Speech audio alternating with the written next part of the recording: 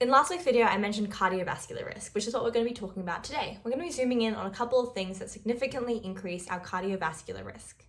The one that you might not suspect is called sleep apnea. This is a sleep condition where someone struggles to breathe while they're sleeping. This is different from regular snoring, and patients are going to experience gasping and not breathing for around half a minute.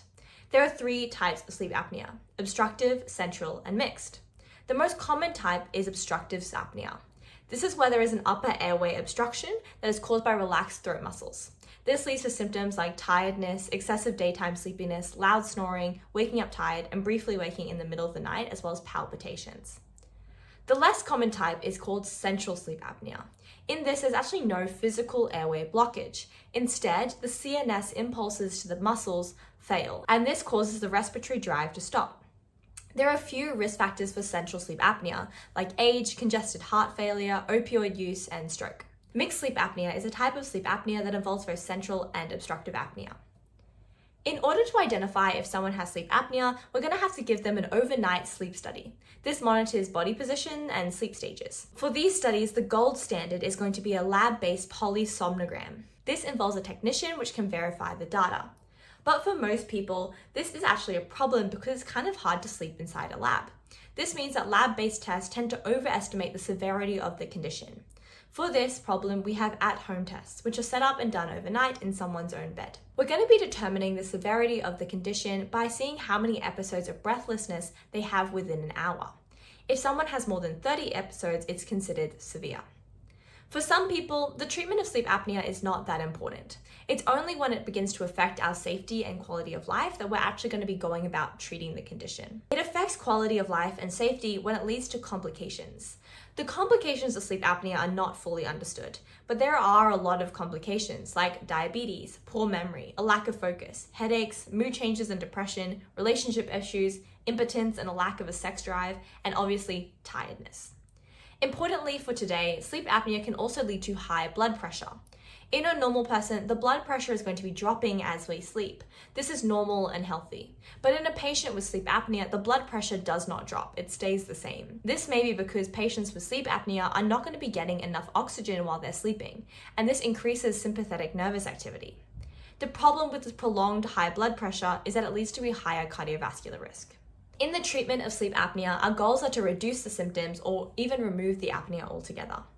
The treatment is going to depend on the individual patient based on what's causing the apnea and their comorbidities. Lifestyle treatment is going to focus on changing things that contribute to the sleep apnea. This is going to be things like diet, exercise, and weight loss, avoiding alcohol, smoking, and CNS depressants, increasing the amount of time that's spent in bed, having regular bedtimes and waking times, and also sleeping on our side. For some patients, and for most patients, this is enough of a treatment, but for others, we might have to employ some more hardcore treatments. Pharmacological treatments like nasal corticosteroids, antihistamines, and saline sprays can help, but the most common treatments are complementary treatments. These include things like nasal strips, nasal dilators, snore-easy pillows, and nasal expiratory valves. This also includes the main treatment that people think of when they think of sleep apnea, which are CPAP machines. This stands for continuous positive airway pressure. These are pressurized face masks that hold the mouth open while people sleep, and this is going to be the gold standard when it comes to the treatment of moderate to severe sleep apnea. But compliance is really tough with CPAP machines because it can lead to severe dry mouth, the fit can be tough and irritate the skin, and also they're super loud and expensive. An alternative to CPAP machines are EPAP machines. This stands for expiratory positive airway machines, and these are especially useful when it comes to someone traveling. These go into the nose and control how much air is being expired. By doing this, they make sure that air stays in the airway and keeps it open. Obviously, this only works if someone exclusively breathes through their nose, because it works by maintaining the amount of air that stays in their airway, and if someone's breathing through their mouth as well, the airway is just going to collapse. Some other treatments are mandibular advancement splints. These are devices that is a bit like a mouth guard, and these provide symptomatic relief by holding the jaw forward. This makes extra room in the airway. The side effects of this treatment are things like dry mouth, salivation, jaw pain, and an altered bite, as well as dental problems. For people that have an issue with the tongue being stuck in their airway, we can use tongue appliances, which pull it forward. And in the case of severe apnea, we might even be considering surgery, which will increase the size of the airway. This can be really, really good, but the long-term effectiveness is low and there is a high risk of infections. All of these treatments that we are talking about are treatments for obstructive sleep apnea. This is because central sleep apnea actually tends to resolve itself spontaneously. This means that treatment is going to be surrounding lifestyle changes and dealing with the underlying medical conditions that might be causing the apnea. These are respiratory stimulants like acetylzolamide and methylxanthines like theophylline and caffeine citrate. We can also use a CPAP machine to manually change the pressure to make the patient breathe even when the brain isn't doing it. That's all about sleep apnea, but let's talk about another risk factor, which is one that we tend to talk about a little bit more with heart patients, which is obesity. We use the terms obese and overweight to refer to patients that have an excessive fat accumulation, which can impair their general health and lead to an increased risk of cardiovascular disease. But obesity isn't as easy as we sometimes think it is. It is a complex chronic condition which can be influenced by a lot of factors. The factors that we tend to think of are things like a lack of physical activity and an unhealthy diet, which are important, I'm not going to discount that. But there are other risk factors like ethnicity, genetics, leptin deficiency, accelerated growth as an infant, and early adiposity rebound, which will increase the risk of obesity as well. Often people who have obesity tend to face social stigma and are labeled as lazy, undisciplined, or unmotivated, which can lead to a decreased access to employment, education, and healthcare, which can affect their mental health and make it harder for them to actually help with their obesity. This is why it's important that as health professionals, we don't let our prejudices get in the way of helping patients get the optimal treatment, since we can lose a patient's trust if we're seen as biased, and this can lead to a patient actually avoiding health services. We use BMI to determine if someone is overweight or obese. If someone has a BMI that is over 25, they are considered overweight. And if they have a BMI that is over 30, they are considered obese. BMI is not without its limitations. It can be influenced by ethnicity, age, and gender. BMI measurements tend to be based on people that are white, and this means that the nuances of other groups aren't really considered. And people that are exceptionally fit or muscular can be referred to as obese and overweight with these measurements because muscle is actually quite dense. It's also hard to measure BMI in people who are elderly, since it can be hard to measure their height and they tend to have less muscle mass than the average person. So in many cases, we might actually want to consider the total fat or the location where fat is distributed instead. We can use measurements like waist circumference and waist to hip ratio to determine central obesity, which is also a very good indicator of cardiovascular risk. The highest risk for patients who have obesity is called metabolic syndrome. To know if a patient has metabolic syndrome, we're going to have to do a screening which involves their BMI, their age, their comorbidities, their eating, exercise, and medications. And our intervention is going to be dependent on how ready a patient is to make changes. We consider there to be 5 stages of readiness for weight loss. The first stage is called pre-contemplation. In this stage, there's pretty much no desire to lose weight at all. In this stage, all we have to do as health professionals is increase awareness that change is something that actually needs to happen at some point. Hopefully, this leads to contemplation, in which change is intended in the next 6 months. In this stage, pharmacists can help the patient by analyzing the pros and cons of weight loss with them. Preparation is when the behavioral change is intended within the month, and pharmacists can help by actually creating a plan with them. Action is the stage where this weight loss plan is implemented. During this phase, pharmacists can follow up and reaffirm the commitment to the plan. Once someone has maintained the change for longer than 6 months, they are in the maintenance phase. There are 3 main changes that people can make when it comes to weight loss: their diet, their exercise, and smoking cessation, which we're going to be talking about later on. When it comes to diet, there are a lot of options. One common option is a very low energy diet, which supplements meals with shakes that have all the essential minerals, vitamins, and trace elements and fatty acids that a human needs without a high caloric profile. This is things like your OptiFast. These induce rapid weight loss, suppress hunger, and induce fat burning. Another option is a little bit more extreme, and this is bariatric surgery, like gastric bypasses, vertical banding gastroplasty, and gastric banding. These are used in people that are extremely obese. There can be complications with these surgeries, but this option provides the longest period of weight loss. One problem with these surgeries is that we are changing what spaces food can access in the stomach. This can be a problem since certain nutrients can only be absorbed in certain spots, and it's pretty normal that after bariatric surgery, someone has to be on lifetime supplementation and monitoring. We also have pharmacological weight loss options. These drugs often act on the absorption of nutrients directly from the GI or on the pancreas. We also see drugs that will act on the central nervous system to suppress the appetite, or there are thermogenic agents, which use energy by generating heat. We only consider using pharmacological options when the BMI is over 30 or there is more than one obesity risk factor. We shouldn't just be using drugs. These drugs need to be combined with lifestyle changes to make the weight loss sustainable and effective. Earlier, we mentioned smoking cessation. Smoking is one of the most important causes of preventable death and ill health in Australia. One of the biggest issues when it comes to cigarettes is that when someone is smoking, they're not just smoking tobacco. There are 600 different chemical additives, and when the cigarette is lit, we inhale over 7,000 different chemical compounds, which include things like carbon monoxide, lead, tar, arsenic, cadmium, butane, acetic acid, acetone, formaldehyde, and ammonia.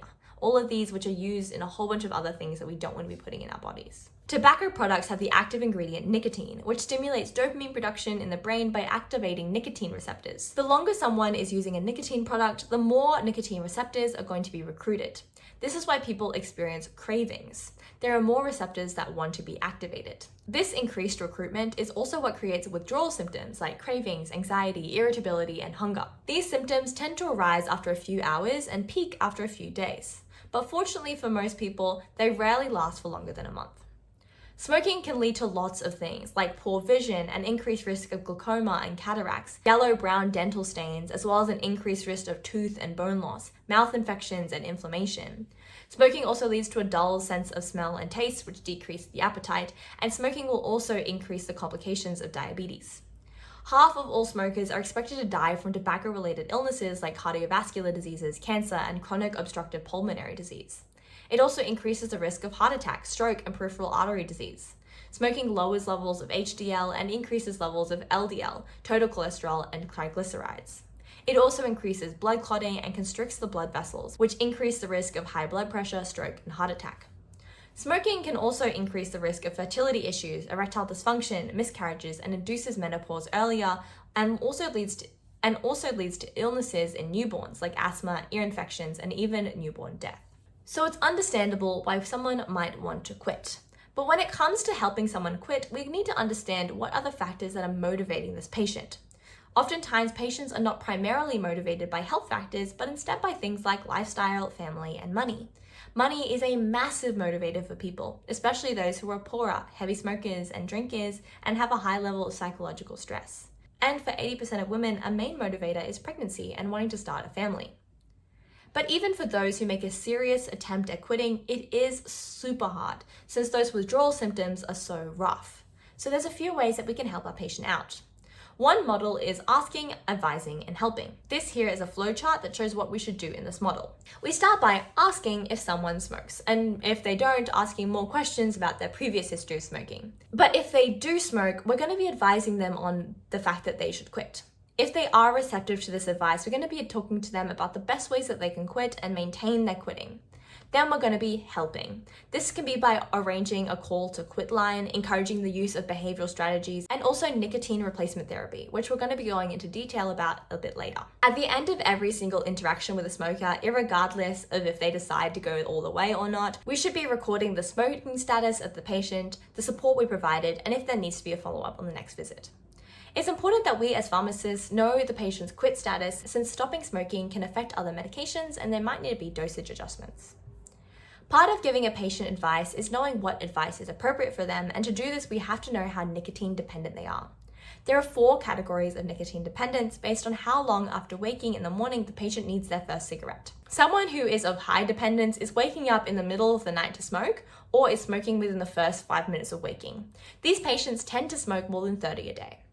People who are moderately dependent are going to be smoking within the first half hour of waking, and they might be smoking 10 to 30 a day. Low to moderate dependence is when a patient is going to be smoking within the first half hour to an hour after waking, and these people tend to smoke 10 to 20. Low dependence is when someone does not need to smoke within their first hour of waking, and these people tend to smoke less than 10 cigarettes a day. There are a few strategies that we can employ to help someone quit. Motivational interviewing is a type of counseling where the professional works with the patient to explore their motivation for quitting and explore the feelings that they have around quitting. This is going to involve things like questioning them, as well as affirmations, goal setting, and reflection. Another option for people is counseling and group therapy. This is super good because it can provide patients with crucial information and a support network. We can also give patients self-help material. This isn't going to be the most effective option, but they are better than no intervention. They are also highly accessible and cheap, and online resources can be updated super easily, so they tend to be really, really modern. Some things that people try is hypnotherapy.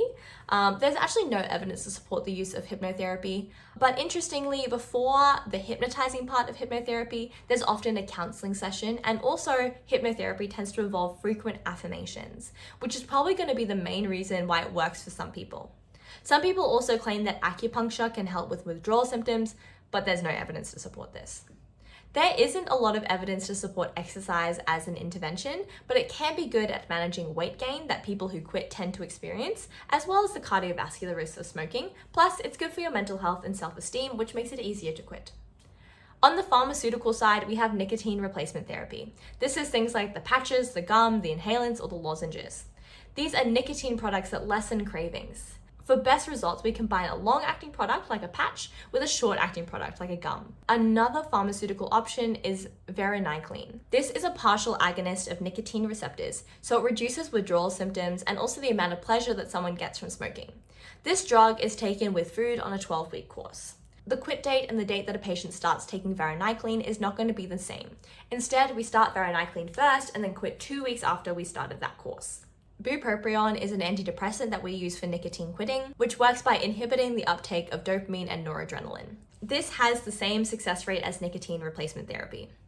This drug tends to give people insomnia, and we do also need to look out for seizures, which are rare but can be super dangerous.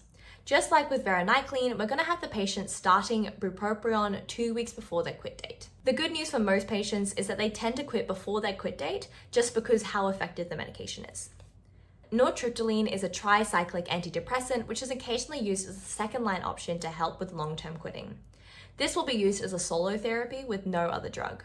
This drug isn't used as commonly because of side effects like dry mouth and eyes, constipation, and sedation.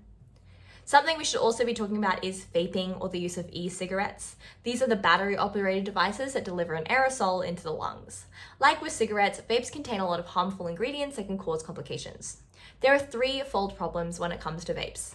The first is because they're new, we actually don't have a lot of information on the long-term effects of vaping, especially on high-risk populations like children and pregnant women. There's also little information on the chemicals in vape fluid. It isn't just that these ingredients aren't well known in research, most of them actually are, but the problem is the chemicals that we vape are superheated and then inhaled. Often we might have the data on the chemical's safety at room temperature and for eating, but not for inhalation and heating. Just because something is safe to eat doesn't mean it's safe to inhale, and chemicals readily transform at high temperatures the vape uses. The final issue is regulation. There's little to no regulation on vape devices or vape fluids. This means that companies can put whatever they want into vape fluids without having to prove their safety and match the ingredients to the box. Currently, there is no TGA-approved nicotine products registered for use in Australia, and Australians need to have a prescription in order to have legal nicotine-containing vapes.